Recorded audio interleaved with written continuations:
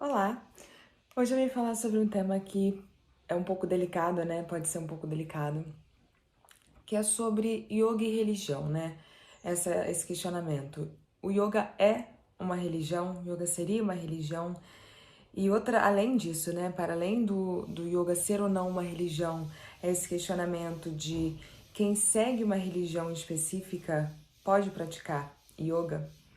Então, eu tive a ideia de falar sobre isso, né? Porque eu tenho um aluno novo que se matriculou nas minhas aulas e ele foi muito claro, assim, antes de se inscrever, que ele segue uma religião específica e ele queria ter certeza absoluta que as práticas de yoga não iam entrar em conflito com a sua prática religiosa. Então eu fiquei refletindo, né, sobre isso. Existe um conflito de crenças? Yoga é religião? Quem segue uma religião específica pode praticar yoga?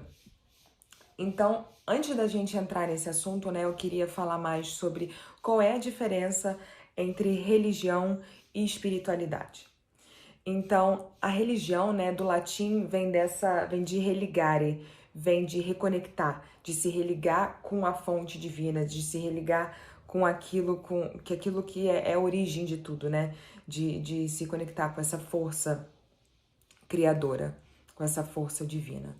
Então, a religião pressupõe que a gente acredita em um ser superior e também envolve um conjunto de crenças, de culto, e é uma forma específica de se relacionar com o divino, né?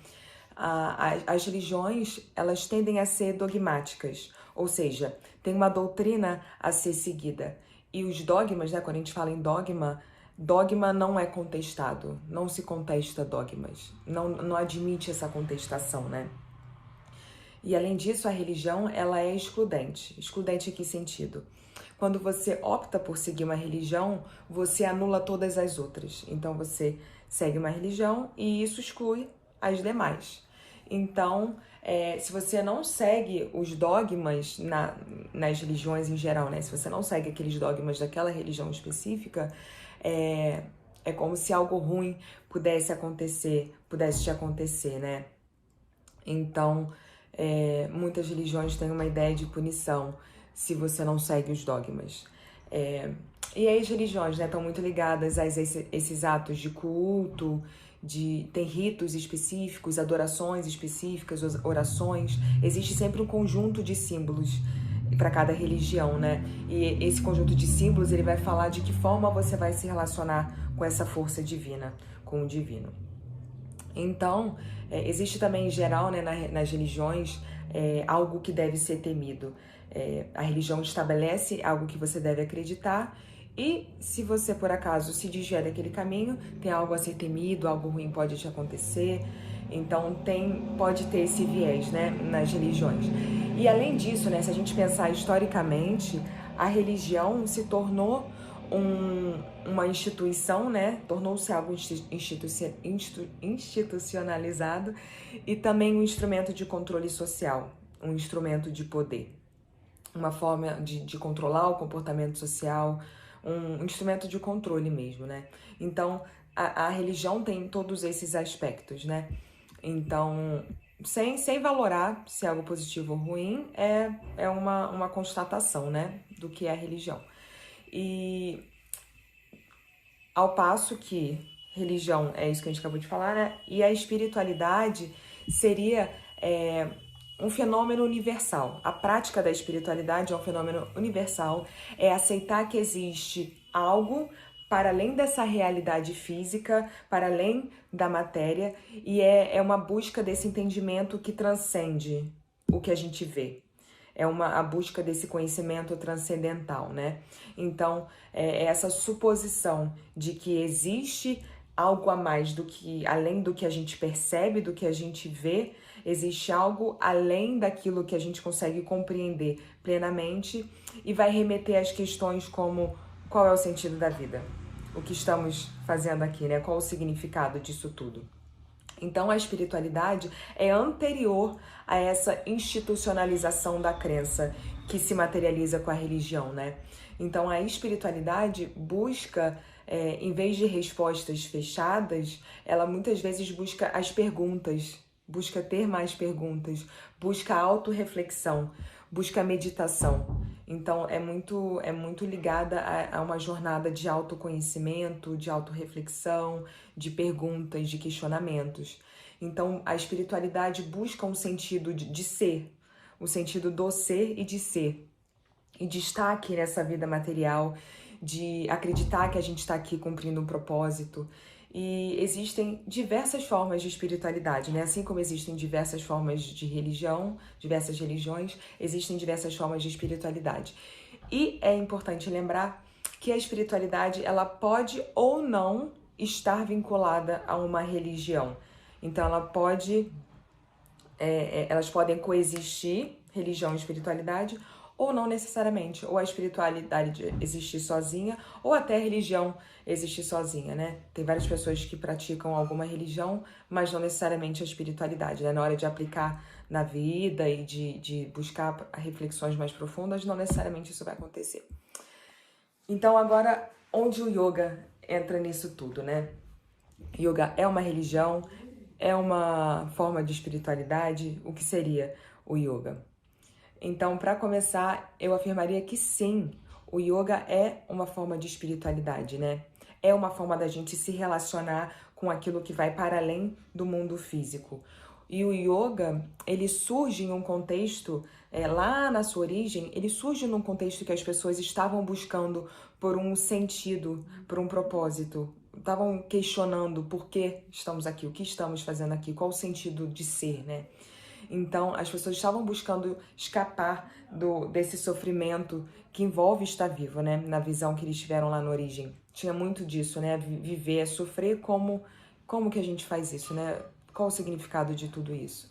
Então, a origem do yoga traz essa busca da nossa verdadeira essência, né? Uma busca de uma estabilidade transcendental e escapar do samsara, que é esse ciclo de nascer e morrer, nascer e morrer. Então, essas pessoas que estão envolvidas com a origem do yoga, né, eles desenvolveram uma abordagem, um conjunto, né, de abordagens de práticas específicas que vieram a formar o yoga, né? Então, uma evidência, por exemplo, de que yoga é uma forma de espiritualidade é quando a gente pensa no caminho óctuplo, né, de Patanjali, nos niyamas, mais especificamente, a gente tem o quinto, o último dos niyamas, é Ishvara Pranidhana. Então, essa contemplação do ser divino, essa entrega a essa força divina, essa força absoluta, ao absoluto. Então, se render a esse poder superior, né? Quando o instinto dentro de nós, né, meio que se leva a gente a querer se agarrar a uma ideia de controle, quando a vida começa a se desenrolar de uma forma misteriosa e a gente quer controlar, mas muitas vezes a gente vê que não tem como, né? Como, por exemplo, a própria pandemia que está acontecendo, a gente não... As coisas saíram do nosso controle, né? Muitos de nós tínhamos planos e muitos planos se esvaíram.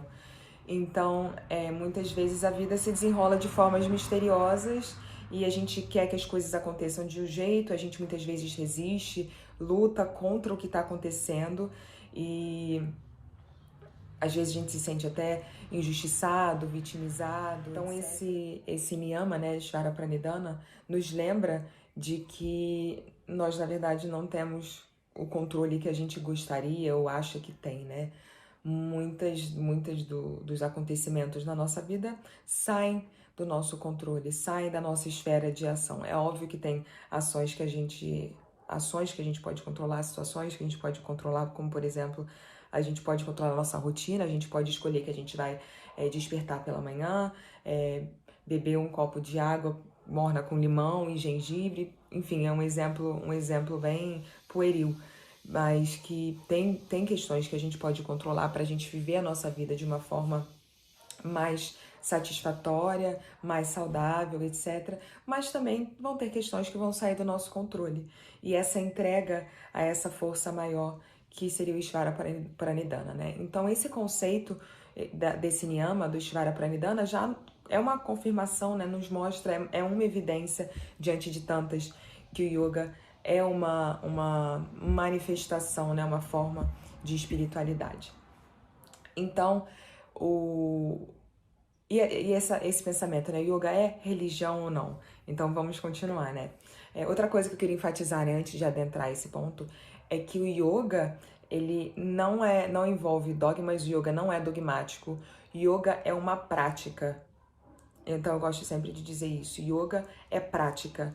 Yoga existem, por exemplo, o caminho óctuplo de Patanjali, existem as escrituras, existe todo um arcabouço que dá suporte ao yoga, mas o yoga é uma prática. A gente vive o yoga, a gente aplica o yoga na nossa vida, a gente experimenta.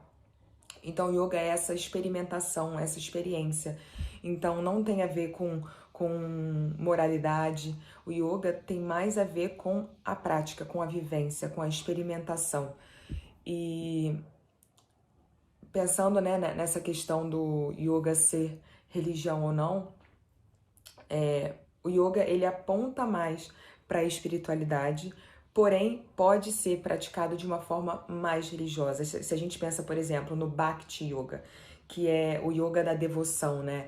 Então, o Bhakti Yoga, ele traz uma forma, uma personificação da força divina. E aí vai incluir o canto de mantras, direcionando para certas divindades, envolve fazer altar, orações. Então, o yoga pode ter um viés religioso, o Bhakti Yoga, yoga da devoção, é um viés que leva mais para esse lado, mas o yoga, em geral, envolve esse aspecto da espiritualidade, né? Uma manifestação da espiritualidade. E aí, voltando a essa questão que eu coloquei no início, né? Eu fui abordada por um aluno que, antes dele virar aluno, ele me questionou, vem cá, eu tenho esse sistema aqui de crenças, eu sigo essa religião, o yoga vai ser conflitante com o meu sistema de crenças? Então, daí que veio a reflexão para esse vídeo, né? Então, a gente pode guiar práticas, por exemplo, você como professor, instrutor de yoga, você consegue guiar práticas de yoga removendo aquilo que remeta a uma religiosidade, digamos assim, que remeta ao sânscrito, por exemplo, que remeta à espiritualidade e ainda assim chamar essa prática de yoga? Então, lembrando, né, como eu estava falando, yoga é uma prática, vem da experimentação, não tem nada que você precisa acreditar, olha, toma isso aqui, toma essa lista aqui de dogmas e acredite neles. Não, isso não existe. Tem práticas, tem metodologias que você pode praticar e aí você vê por você, pela sua experiência, pela sua experimentação, como existe, como se dá essa sua relação com essa prática. Então tem uma filosofia, yoga é uma prática, filosofia, e existem diversas dimensões diferentes dessa prática, né? Tem os asanas, por exemplo, as posturas físicas, tem os pranayamas, que são os exercícios de respiração, tem a meditação. Então tem todos esses níveis diferentes e todos podem praticar yoga, né? Yoga é para todos. Então ateus, inclusive, podem praticar yoga. Então essas práticas elas não vão ter necessariamente uma conotação religiosa, mas tem um aspecto espiritual. Então, diante desse aluno que eu mencionei, eu comecei a pensar em como eu poderia guiar essas práticas, né? Essas práticas, quando a gente guia essas práticas, elas podem ter uma maior carga desses aspectos ou uma menor carga desses aspectos que trazem a espiritualidade, a religiosidade.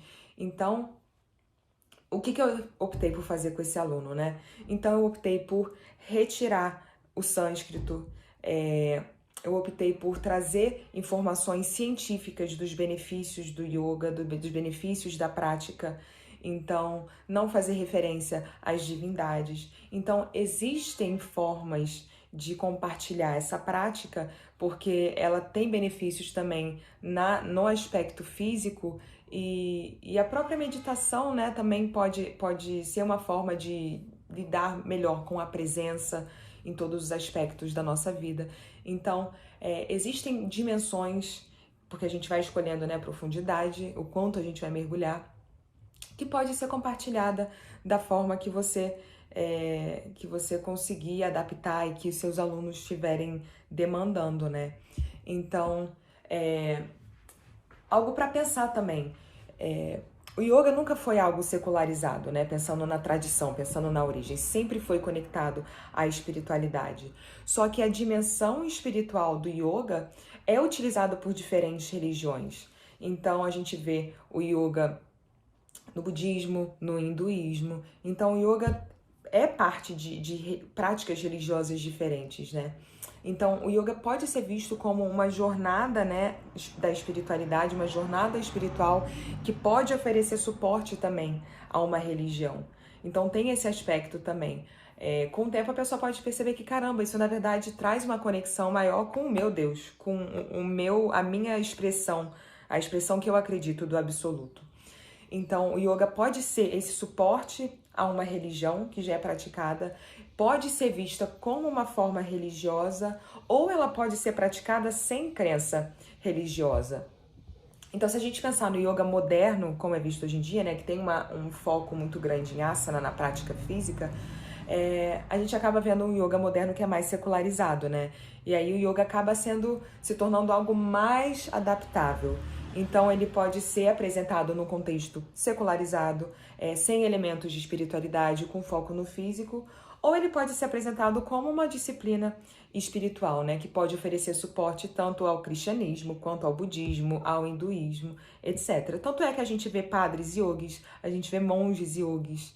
Então, o yoga não é algo restrito, não é algo que é estreito, que é único na sua manifestação, né? Existem diversas formas de ser manifestado.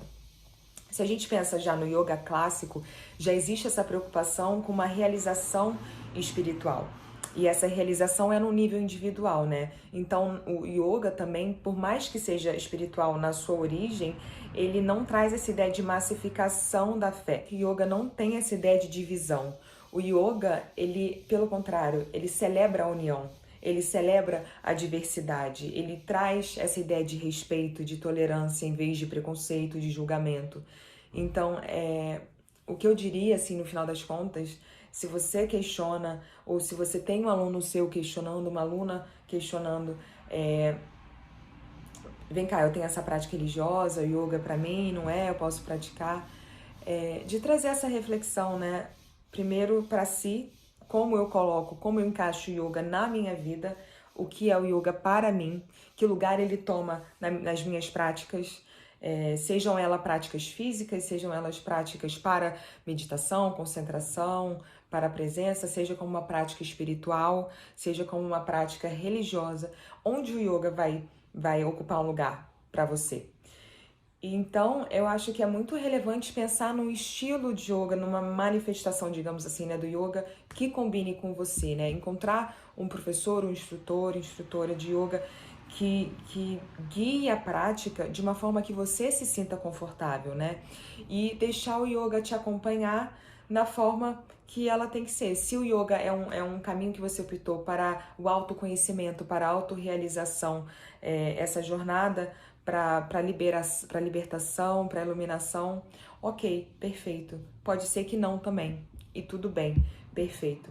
Então, refletir sobre o lugar que o yoga ocupa na sua vida também é um primeiro passo, né? Lembrando que o yoga pode se manifestar de diversas formas, com aspecto religioso, com aspecto de espiritualidade, e existe a possibilidade de retirar essas camadas explícitas para que as pessoas recebam que são mais firmes nessa opinião de que eu tenho uma prática religiosa e eu não quero de forma alguma que o yoga se confunda, se conflite com as minhas crenças.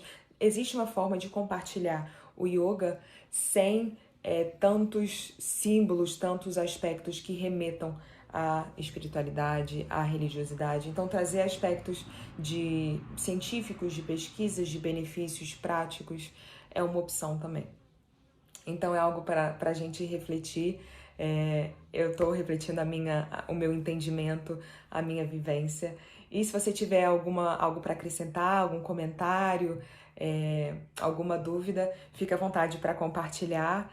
E me segue aqui nas redes sociais. Se você tiver alguma sugestão também de tema que você queira ouvir, fica à vontade de mandar uma sugestão. E tenha um ótimo dia. Namastê. e até a próxima!